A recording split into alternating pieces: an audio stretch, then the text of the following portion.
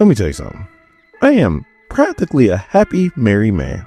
I say practically because me and my girlfriend are engaged. But if 13-year-old me would have saw this cover back in the day, I just would have been like, oh yeah! Support the comic book industry by visiting your local LCS. My name is Dorian. This is SEN Comics. We continue our coverage of Psylocke with number 7. Our story starts off in New Orleans, the war with the uncanny X-Men. Well, a few of them anyway. Psylocke thinks that she's being hunted by ghosts, so Magik comes up with the great idea to go see DEATHDREAM in New Orleans since he's all about ghosts. Well, once they get there, DEATHDREAM tries to help Psylocke, but is now possessed by whatever ghost is hunting Psylocke. And Rogue, who's already mad at the Alaskan mutants, mostly Cyclops, is now pissed off to the highest level of pistivity. So she's like, what the hell's going on, Psylocke? And Psylocke's like, I don't know, I just touched his hand. Then all of a sudden this happened. And Rogue's like, just touch his hand, huh? Well, whatever this is now our problem now. So I need you to help me get my outlier back. So Psylocke walks up to DEATHDREAM and whatever the hell's possessing him. And is like, let the boy go. I don't want to hurt you.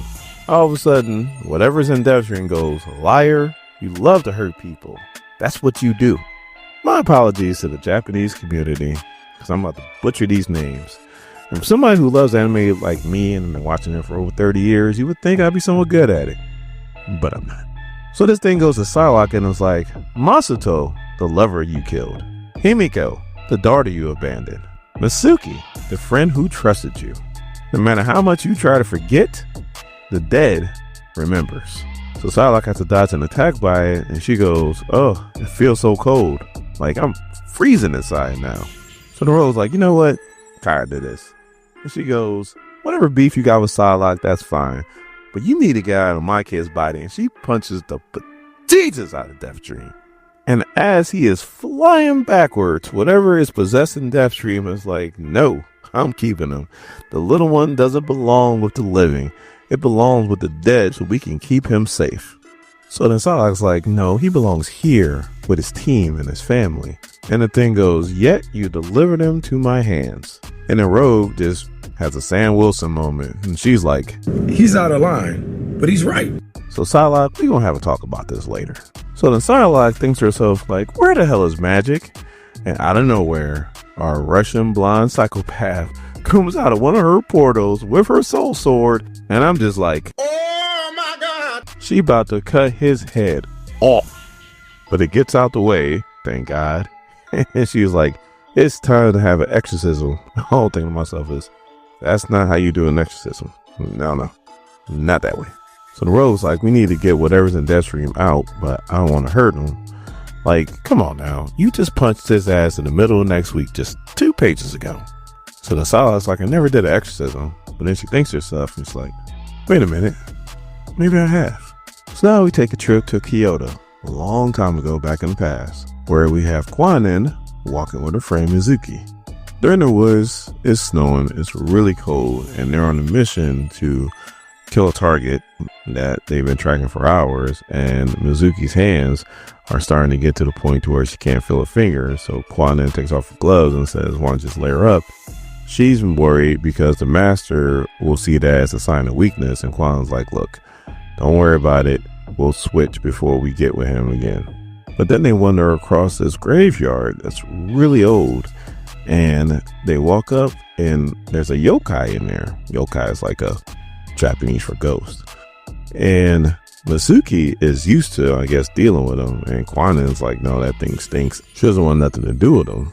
Well, come to find out, the yokai tells Masuki that this is the graveyard where the hand dump all of the, I guess, people that don't make it in the Assassin's Academy.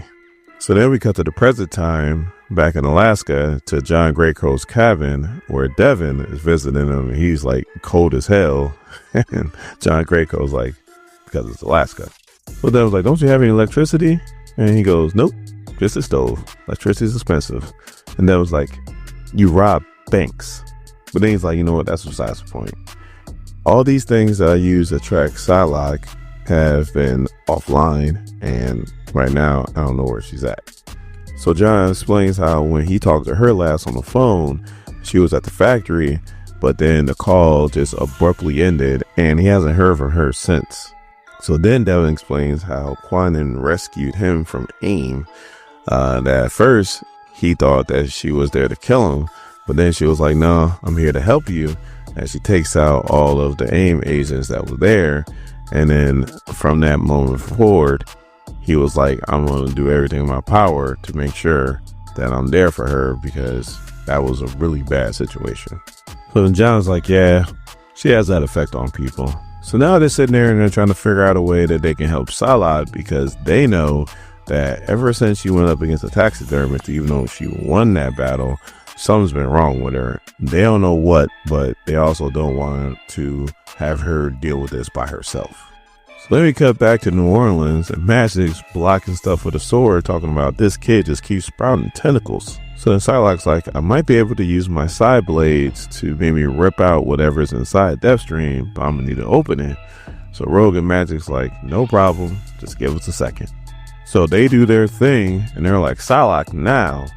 She's about to move in when all of a sudden the thing, the two-headed monster that's been haunting her, actually grabs her by the ankles and throws her down. So the Magik's like, what the hell is that? And then whatever's possessing DEATHDREAM's like, get off, Hellspawn and his magic. Psylocke's like, you can see it, right? And Rogue's like, yeah, we can see it wherever the hell that thing is. What is it? And Psylocke's like, I'll tell you after I figure out how not to get beat up by it. Man, she is getting pummeled. So finally, Psylocke just gets enough of it, and she starts putting on whatever this monster is. I mean, just putting it on her. And then she calls out the Rogue, and she's like, come on, Rogue, grab my hand. Rogue comes over, grabs her hand. She gives Rogue her power so that Rogue can do what she was about to do to whatever monster is possessing DEATHDREAM. And then Psylocke's like, I'll do it with whatever this thing is. So then the two-headed monster thing is like, you just gave away your power. How the hell are you going to fight us now? And so I was like, yeah, okay, I gave away my power, but I've been a ninja just about all my life, and this is all I need right here.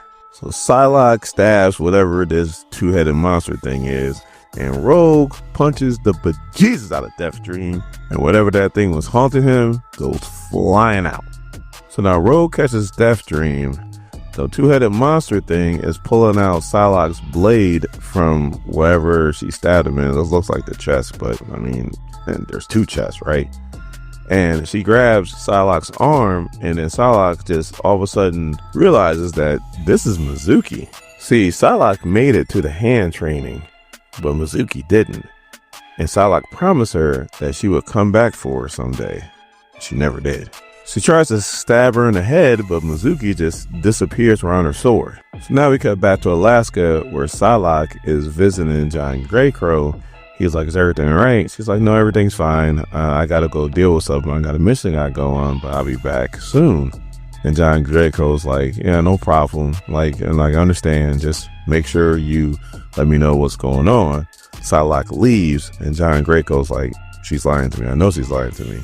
And then the mark on her arm that Mizuki left, Devin can see it with his cameras.